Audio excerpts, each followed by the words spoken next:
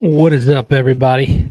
I am excited to share with you today Mind Renovation Nation, brought to you by Red Maples, a real estate performance advisory service for small multifamily rental properties. I want to share with you today what I've been thinking about, what I've been kind of just determining. Welcome to Mind Renovation Nation, the show that equips, challenges, and empowers small multifamily investors to think differently, act boldly, and grow strategically. Brought to you by Red Maples, a real estate performance advisory service for small multifamily investors. This show is hosted by Nathan Bush, a seasoned property manager, leadership coach, and creator of the Caesar Method. Each episode dives deep into lessons from real-world experience, conversations with trusted mentors, and the proven strategies Nathan has used to build and manage successful real estate ventures. Today's episode is all about what's on Nathan's mind. Raw, relevant, and real. If you're tuning in live, don't forget to drop your questions in the comments. Nathan will tackle as many as time allows. Subscribe now on YouTube for more actionable insights and visit nathanbushmba.com for free resources to help grow your real estate business. It's time to renovate your thinking and elevate your results. What is up, guys? Yeah, this is the difference an intro can make, right? And timing is everything. We don't want to misstep on our timing. Timing will mess up so many different things. And on today's show, I'm going to carry you through what I would teach if you were sitting in front of me about negotiation, about communicating with your property manager, about just communication in general. I think it's so important that we understand this concept of timing. There's a right time and a right place to do just about everything. There's a right way to do just about everything. You know, I was thinking about this a couple of years ago. I was trying to have a conversation with my supervisor, and I wanted to talk to my supervisor about getting a raise. And I don't know about you, but there's a right time to have that conversation. If your performance, for whatever reason, is not at its peak, it's not at the top of your performance. Maybe you just had a bad month or a slow month. Trying to go into your supervisor and talk to them about a raise might be just bad timing. Well, that same timing principle applies in a number of different situations, scenarios. In today's show, we're going to captivate and carry you all the way through this process of understanding timing. All right, guys. So I want to talk to you a little bit about a subject I'd like to learn a little bit more about before we get into timing. Okay, so let me talk to you a little bit about a subject I'd like to learn a little bit more about. I have been studying these shorts and these reels that people have been using in their marketing in order to be able to get conversion with their businesses. And I know as a real estate professional, it's important to you to not waste your time. And so with the shorts and the reels that I've been playing around with and trying to determine which are the best ones to use, I'd be interested to know your thoughts and opinions. Put it in the comments, guys.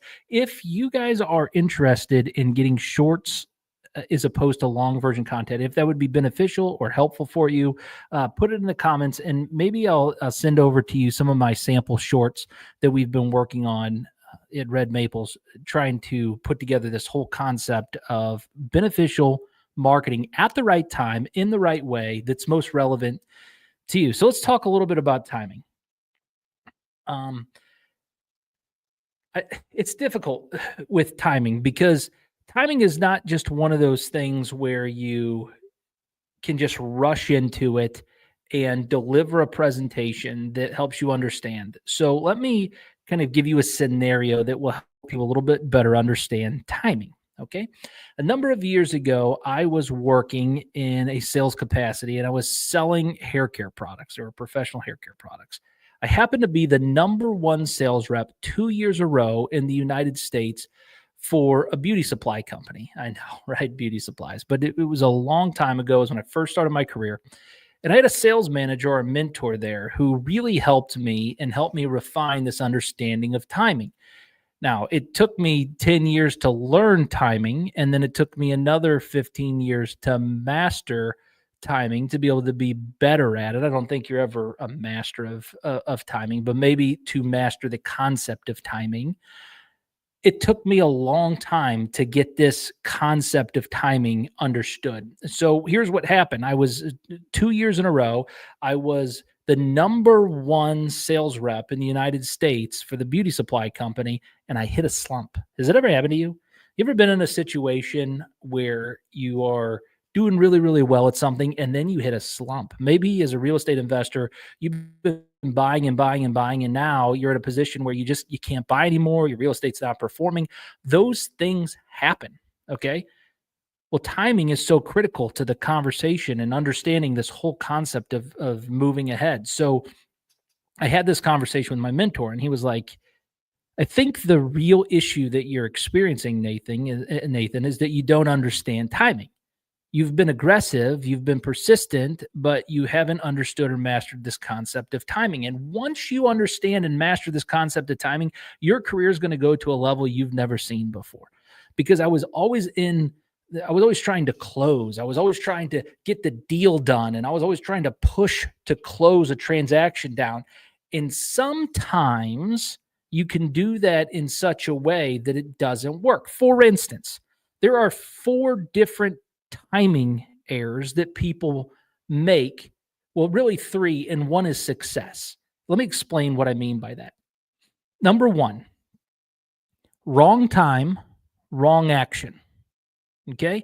So you can do something at the wrong time and take the wrong action. You know what that's called? A disaster. It's really messed up.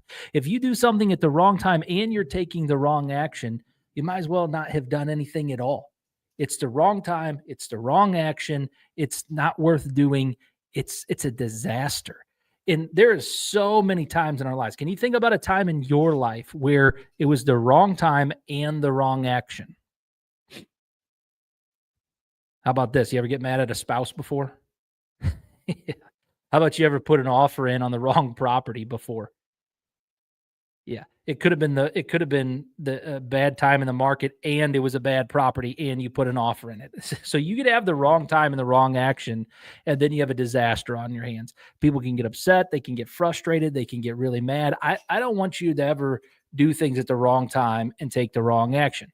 That was like whenever I was offering those hair care products back in the day. If I would offer the wrong product and I was trying to force it in a situation where a owner of a hair salon, it was not the right time to offer them anything at all, and I was trying to offer the wrong product. Well, guess what happened? It was a disaster. I got kicked out of those salons. And so the same salons that I used to sell stuff in, salon I got kicked out of. Well, that same thing can happen in social networks and networking. And that same thing can happen when you're trying to negotiate a transaction with a real estate agent.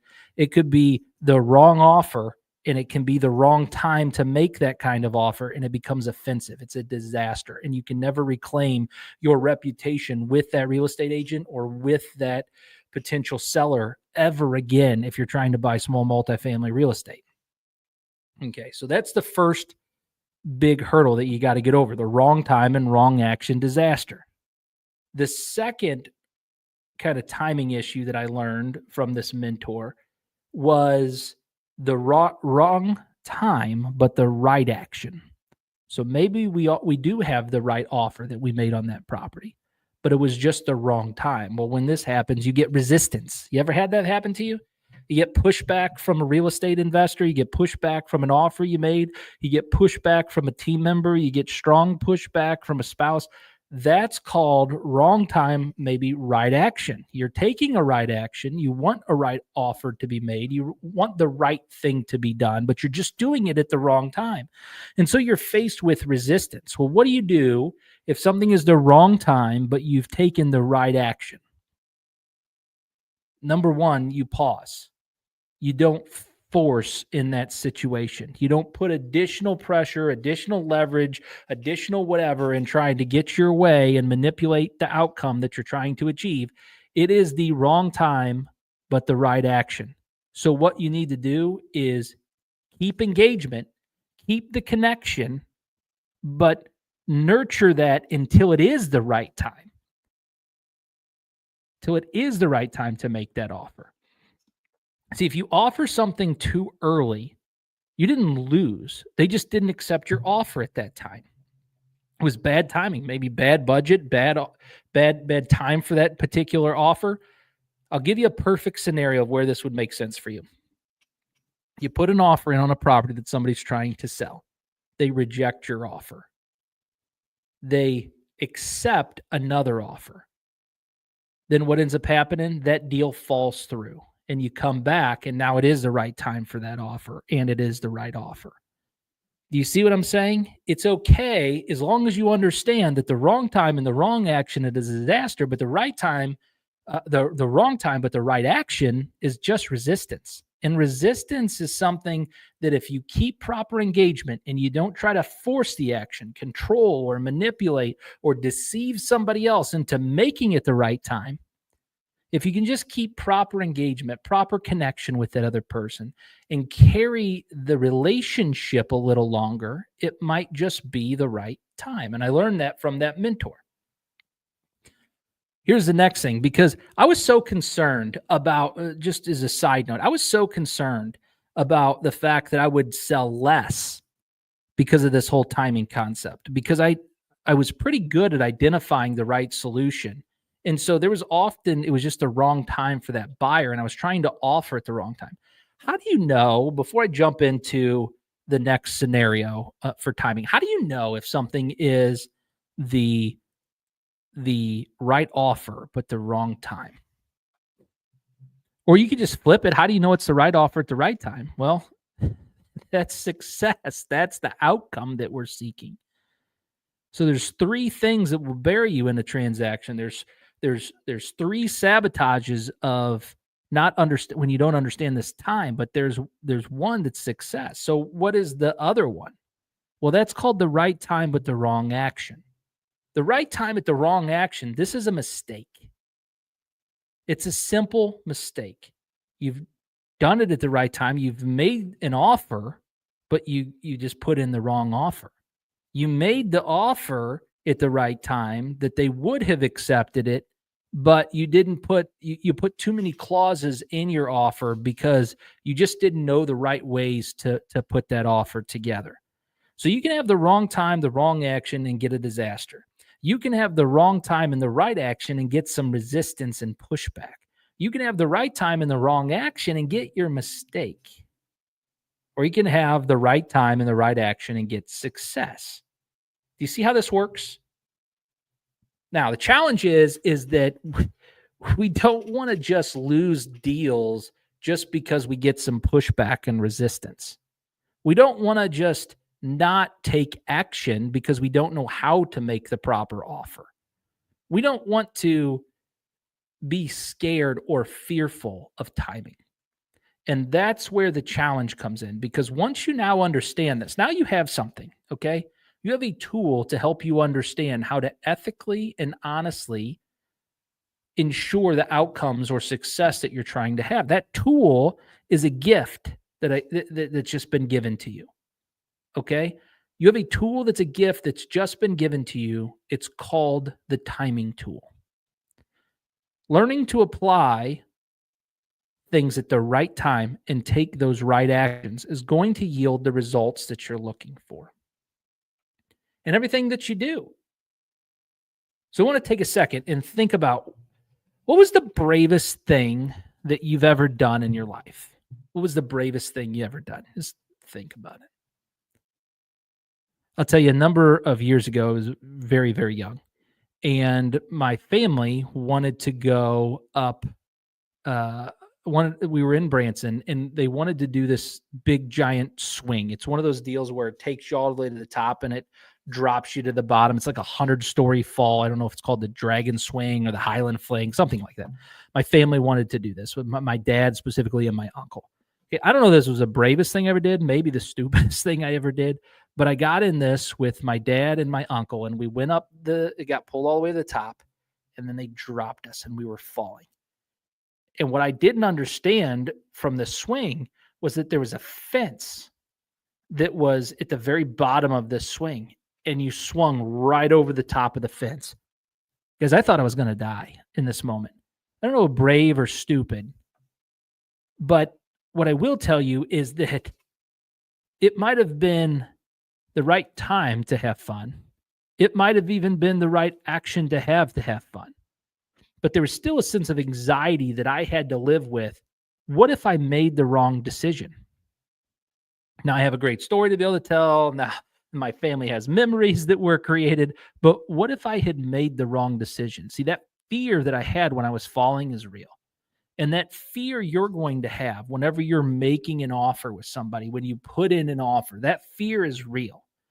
Okay. Because you're falling, you're free falling, and you don't know this fence that's at the bottom if you're too low or too high. Who tested that swing, by the way? I don't know.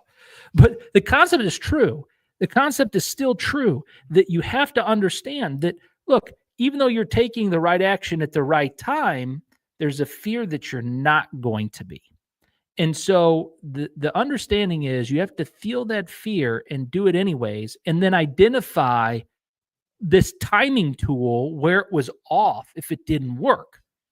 Is it a disaster? Just not work correctly? Did I get some resistance?